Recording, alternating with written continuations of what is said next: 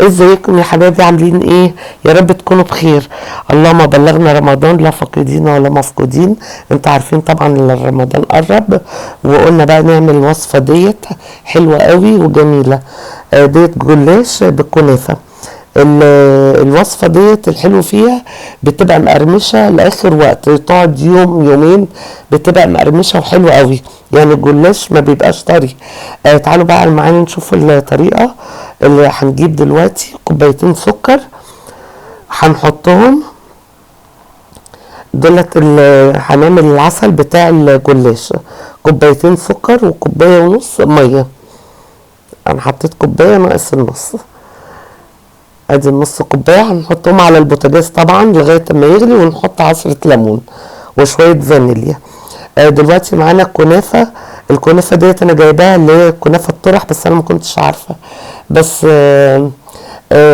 حطيتها في الفريزر علشان تتفكك بسرعه وتبقى مفرومه كده. طبعا انا فككتها وهي بتبقى في الفريزر بتتفكك على طول، وبتبقى ايه زي البودر كده شويه. انا ما بحبهاش بودر، انا بحبها تبقى متفككه متقطعه كده. وطبعا نحمرها في شويه سمنه، يعني بتاع معلقتين كبار سمنه، حاطينهم على البوتاجاز يكونوا ايه سخنين.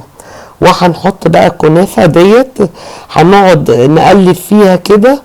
وطبعا النار ما تبقاش عاليه قوي علشان ما تبقاش حتت اتعملت وتكون غامقه وحتت تكون نيه. طبعا بتبقى متوسطه، النار متوسطه. نقعد نقلب فيها بقى كده لغايه ما ايدينا توجعنا. نقلب نقلب نقلب كده عشان تبقى كلها لون واحد زي ما انتوا شايفين كده. بس بتبقى طعمها روعه فعلا. يعني قعدت عندي بتاع يومين عشان ولادي عاملين دايت، فما لهمش في الحلويات قوي، فليا لوحدي بقى. قعدت بتاع 3 ايام 4 ايام مغطيها بكيس في قلب الطبق، وبغطيها بكيس كده اهوت، واكل منها كل يوم واحده 2 كده. طبعا احنا خلصنا الكنافه وبقت دهبي كده زي ما انتوا شايفين. حطيناها في طبق وايه طبعا، ونخليها تبرد. وديت معانا اي مكسرات عندك، سوداني، بندق، المكسرات اللي تحبي تحطيها. يعني مش حاجة تكون لازم تبقى مثلا بندق ولا فول سوداني، لا، اللي عندك تحطيه. وهنجيب معلقة فلفل. انا لا مش فلفل، معلقة قرفة معلقة قرفة حطيتها. القرفة ديت انا بعشق القرفة. حطيت دلوقتي شوية عسل، العسل بتاع الكنافة علشان بيعمل تماسك في قلب الحشوة. تبقى الحشوة كده اهوت فيها العسل ده، بيبقى فيه تعمل ربط يعني. المكسرات مع الكنافة.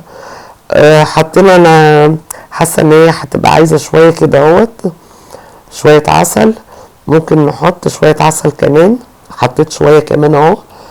ونقلبها بقى. و انا بوريكم ان كان معايا السمنه، يعني بتاع نص كوبايه سمنه، سيحتها وحطيتها في طبق علشان السمنه ديت هنحطها في الاخر خالص. الجلاش دوت بيبقى البلدي ده بيبقى حلو قوي، احسن من اللي هو بتاع الشركات. انا بحب الجلاش البلدي ده قوي. طبعا اللي معانا صينيه هنحط فيها سمنه، بندهنها بالسمنه كده. السمنه ما بتبقى بلدي بتبقى احلى طبعا في الطعم.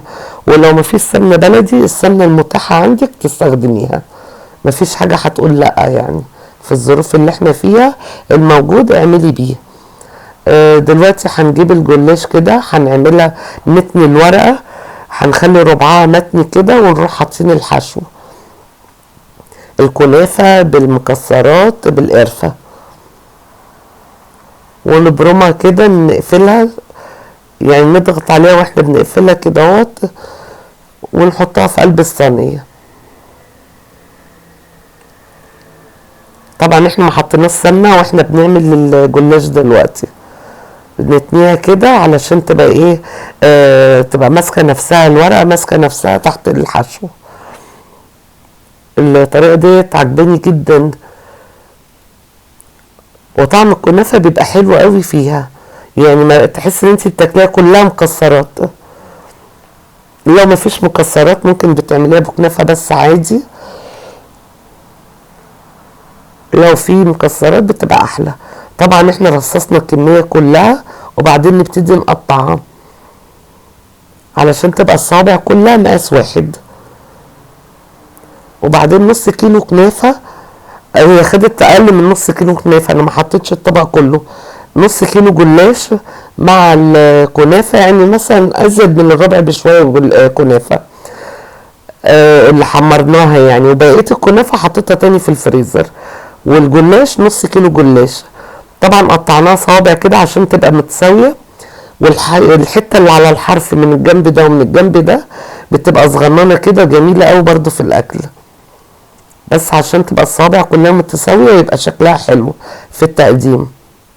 طبعا هنحط السمنة، هنوزعها كده بالفرشة، هي ما بتاخدش سمنة كتير بس بتبقى الوصفة حلوة جدا.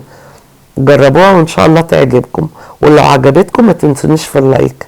انا نسيت اقول لكم معاكم اميرة ثابت ما تنسونيش في اللايك والاشتراك وتفعلوا زر الجرس عشان يوصل لكم كل جديد. وكل سنة وانتم طيبين يا حبايبي، ويا رب يعود عليكم الايام بخير باذن الله. هنحطها في الفرن بقى كده، في فرن يكون متوسط يعني او اقل من المتوسط. طبعا الفرن هو سخن، فبنحط الصينية ونوطي شوية. ليه؟ علشان ما يبقاش الجلاش من جوه ني، لان الجلاش ما بياخدش وقت في الفرن، يبقى كله سوا واحد ومقرمش. لو عليتي النار هيبقى من بره دهبي ومن جوه ني، فلازم نوطي بعد كده يعني يستوي براحته. طبعا كده اهوت الجلاش لسه طالع من الفرن والعسل بارد. هنحط نوزع الشربات على الجلاش. لو عايزاه طري بتحطي ده سخن، الجلاش سخن والعسل سخن. لو عايزاه مقرمش وحلو يبقى الجلاش سخن والعسل بارد.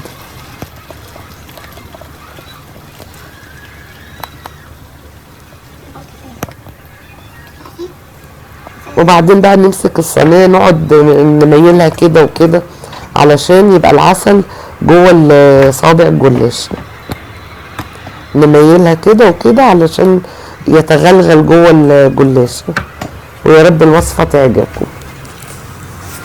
دلوقتي هي طلعت من الفرن، هنقطعها بقى ونحطها في صينيه التقديم او في الطبق التقديم يعني. الميزه بقى بعد كده اهوت ان هي ما بتطراش، بس اهم حاجه نغطيها ونحط عليها يعني نحطها في قلب كيس. الطبق لو بات بنحطه في قلب كيس علشان الرطوبه ما تخليش الجلاش طري، اهم حاجه تتغطى. ويا رب الوصفه تعجبكم، وباي باي.